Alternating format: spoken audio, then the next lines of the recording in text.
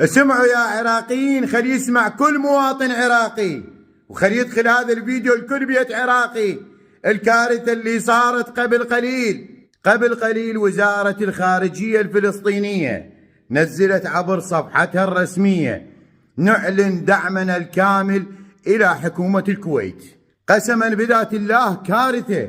العراق اللي بقى سنين يدافع عن قضيتكم، العراق اللي ضحى ما ضحى عبر السنين بسبب القضية الفلسطينية، العراق اللي لحد الآن يقصون من رواتب الموظفين حتى يودوا لكم، العراق اللي بالسادة مالته والمشايخ مالته اللي كل شهر يسوون حملة حتى يدزوا لكم، حتى يوقفون بجانبكم.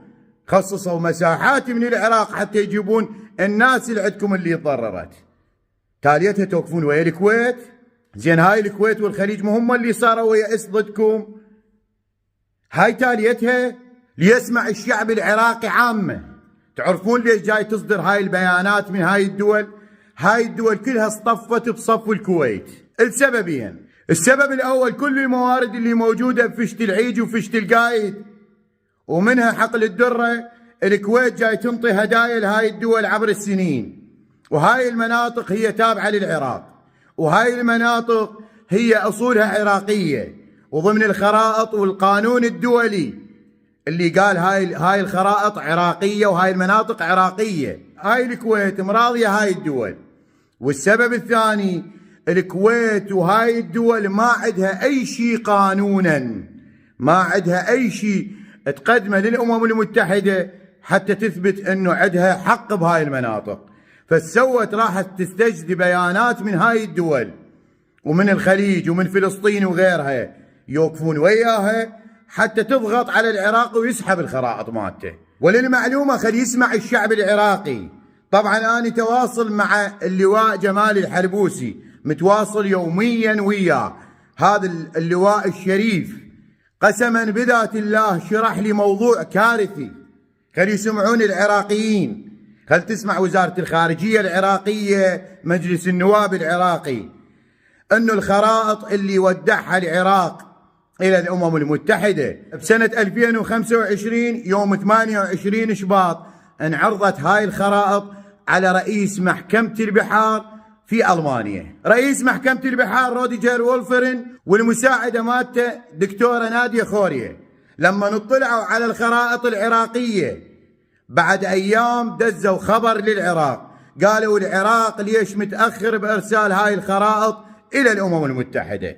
ومن خلال المرسوم اللي أودعته بالخرائط الكويت سنة 2014 واللي استغلت به الظروف اللي يمر بها العراق من خلال حرب ويا داعش، راحت ودت الخرائط مالتها إلى الأمم المتحدة وما أخذت رأي العراق، واستغلت الظروف اللي يمر بها الحرب. أودعت ضمن هاي الخرائط مرسوم 317، ومن شاف رئيس محكمة البحار والمساعدة مالته قال هذا المرسوم وهاي الخرائط بها تجاوز جدا كبير على العراق وعلى مياه العراق وعلى أرض العراق، لكن ما أعرف ليش العراق متساهل وساكت وما قدم قضية قضائية دولية يكسبها على الفور.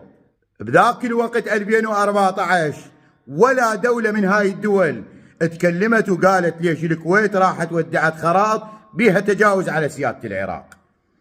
أما اليوم تجي فلسطين، يا عالم يا ناس يا عراقيين، فلسطين اللي العراق مضحي من أجلها واللي المقاومين إلى الآن يدعون بيها، تجي فلسطين توقف ويا الكويت وتقول احنا نحافظ على سيادة الكويت. زين، وسيادة العراق اللي مضحي من أجلكم، العراق اللي لهسه رواتب الموظفين جاي يقصوها وينطوها لكم. بلكم يا عالم يا ناس يا شعب العراق كارثة سودة والله العظيم، وكارثة ما تنحكي. لكن هذا الموضوع اللي صار من فلسطين وغيرها ودول الخليج خلي يشوفون العراقيين أجمع أنه هاي الدول أبدا ما تحب العراق. لو تبقى طول عمرك تنطي شهداء لأجلها، لو تبقى طول عمرك تطالب لأجلها. الألمان وأوروبا وبريطانيا وغيرها اللي سابقا وإلى الآن إحنا من أجل قضايا هاي الدول إحنا نحكي عليهم، اليوم واقفين وياك ويقولوا لك عندك حق. ليش؟ لأن دولة يتكلمون بصراحة، ما يجاملون أحد ولا يوقفون ويا أحد. ليش يا فلسطين؟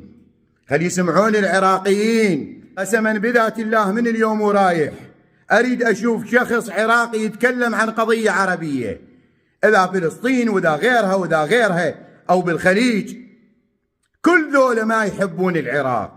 لو هسه تشلع عيونك وتنطيها إلهم من فلسطين وغيرها القضايا اللي وقف بها العراق. ذولا ناس أنذال وراح يبقون طول عمرهم أنذال. ليش؟ لأن يمشون ورا المادة، يمشون ورا خلاسهم، يمشون ورا الناس اللي تطعن بيهم. فأنا أوجه كلامي إلى وزارة الخارجية العراقية.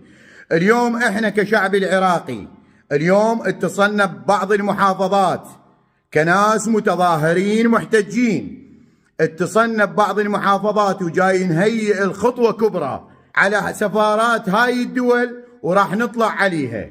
واليوم جاي نهيئ ونعد العدة، ونريد من وزارة الخارجية أن تستدعي هؤلاء السفراء وتطلب منهم عدم التدخل بسيادة وكرامة العراق، وإلا احنا ما محتاجين سفاراتهم بالعراق. دول الغرب توقف ويانا واللي بصفك ومضحي من أجله سنين، اليوم يطعن بيك. هضيمة والله العظيم، هضيمة عبر السنين كنا نوقف ويا ذولا. اللي أطلبه من مجلس النواب العراقي ووزارة الخارجية العراقية يستدعون هؤلاء السفراء مال هاي الدول على الفور، وإلا والله العظيم بعد كم يوم راح نطلع بطلعة كبيرة على سفارات هاي الدول ببغداد، ونتمنى أي واحد يوقفنا، لأن هاي الدول جاية تمس سيادة العراق وشايفة العراق ملطشة بسبب وجود الفاسدين الموجودين بالحكومة. لكن إذا كانت الحكومة ضعيفة فشعب العراق جدا قوي وراح يوقف لكم وقفة ومستعد، وانتظروا الأيام الجاية، وإحنا مستعدين وجاي نتواصل، وانتظروا طلعتنا بالأيام الجاية. اليوم تواصلنا ويا بعض المحافظات وجاي نهيئ